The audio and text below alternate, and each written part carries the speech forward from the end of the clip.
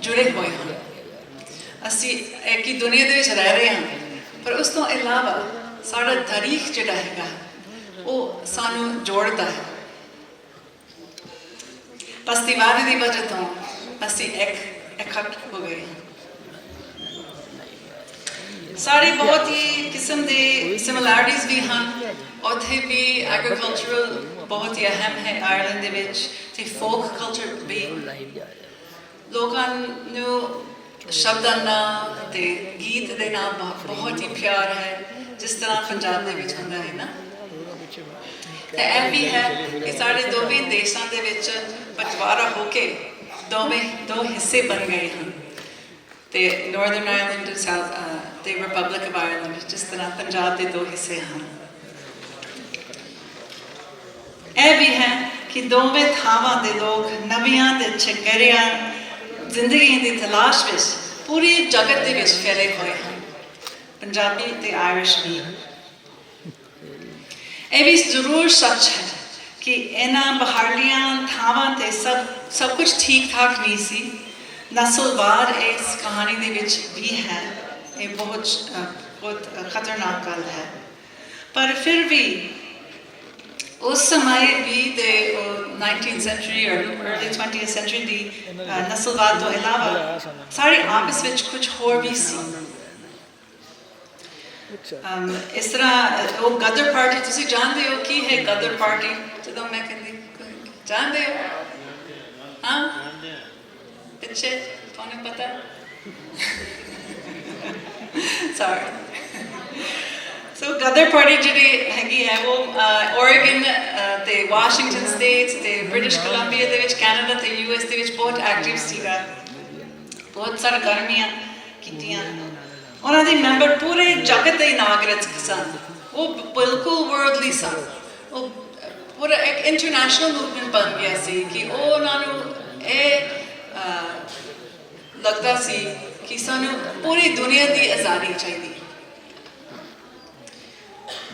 पहला 1880 जो दलीप सिंह महाराजा रणजीत सिंह का बेटा वो राष्ट्रवादी सरगर्मियों के शामिल हो गए सी। उसी समय उस समय वो रशियन ते आयरिश फीनियंस सहयोगियों के नाल गल बहुत कर रहे सन, ते वो इकट्ठे होके गदर के बारे, रेवोल्यूशन इनकलाब के बारे गल्लां कर रहे सन, ते प्लानिंग भी कर रहे सन।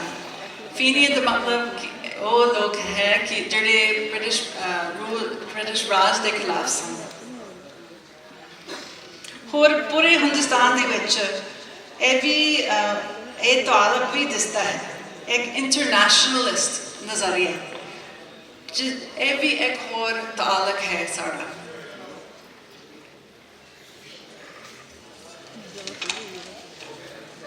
लोग आजकल विश्वव्यापी परले पंजाब दे विच कहंदे ने, शायद जगत व्यापी असीं ग्लोबलाइजेशन कह सकते हैं, पर यह नवी गल नहीं है।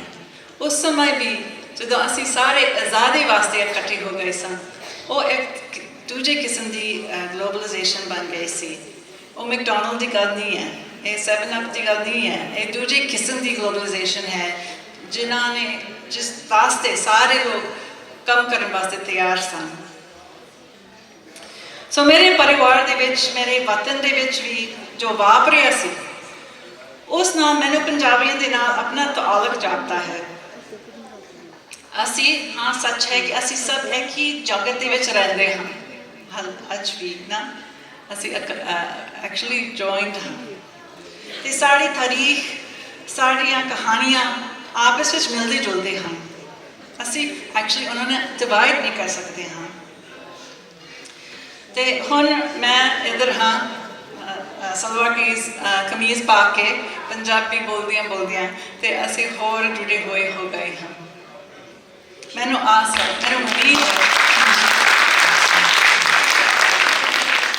मैनू उम्मीद है कि असी होर भी क्लोज हो सकते हैं।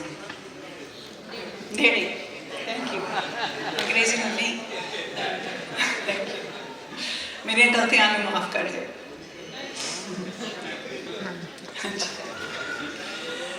सो अच्छा जवाब आते नहीं ऑडियंस को अच्छा सो ठीक है ये मेरी एक्चुअली मेरा मकसद है कि एक हम कि ਅਸੀਂ एक्चुअली एक साथ हाँ एक्चुअली इकट्ठे हाँ ਤੇ ਸ਼ਾਇਦ ਮੈਂ ਗੈਰ ਪੰਜਾਬਣ ਹਾਂ ਪਰ ਮੈਨੂੰ ਲੱਗਦਾ ਕਿ ਅਸੀਂ ਸਾਰੇ ਪੰਜਾਬੀ ਹਾਂ ਸੋ ਜਿਨ੍ਹਾਂ ਨੇ ਮੈਨੂੰ ਦੱਸਿਆ ਕਿ ਮੈਂ ਪੰਜਾਬਣ ਹਾਂ ਮੈਂ ਸਹਿਮਤ ਹਾਂ ਤੁਹਾਡੇ ਨਾਲ ਕਿ ਮੈਂ ਸ਼ਾਇਦ ਅਸੀਂ ਸਾਰੇ ਪੰਜਾਬਣ ਹਾਂ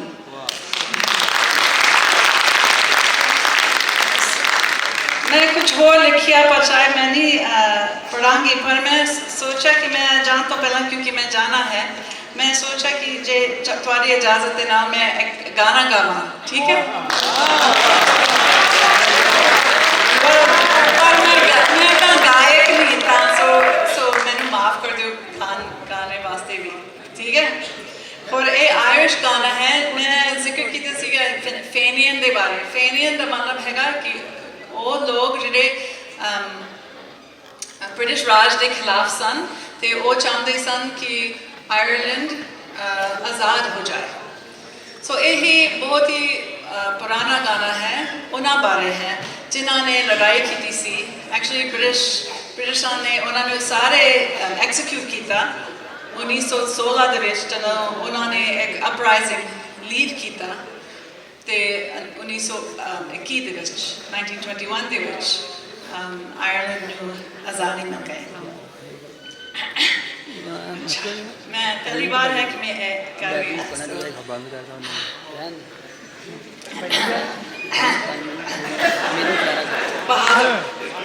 बहादुर होवांगी Twas down by the glenside I met an old woman, up-plucking young nettles. She ne'er saw me coming. I listened a while to the song she was humming. Glory ho, to the bold Fenian men. 'Tis many long years since I saw the moon beaming on strong manly forms, their eyes with hope gleaming. I see them again, sure in all my sad dreaming. Glory ho, Gal Marina. Glory ho, bold Fenian men. Some died by the glenside, some died near a stranger, and wise men have said that their cause was a failure, but they died for old Ireland and they never feared a danger. Glory ho, to bold Fenian men. Last time. Wait, one more. I passed on my way. God be praised that I met her. Me life long or short, sure I'll never forget her. We may have brave men, but we'll never have better. Now all of us. Glory ho, to the bold Fenian men. थोड़ी इजाज़त ना हमें जाना है क्योंकि कल बहुत ही early बागा क्रॉस करना है दिल्ली जाना है तो उतों वैंकूवर वापस जाना है बहुत ही लंबा दिन है थोड़ी इजाज़त ना मैंने इजाज़त दोगी कि मैं जाना No please अच्छा हाँ कि हाँ ठीक है अच्छा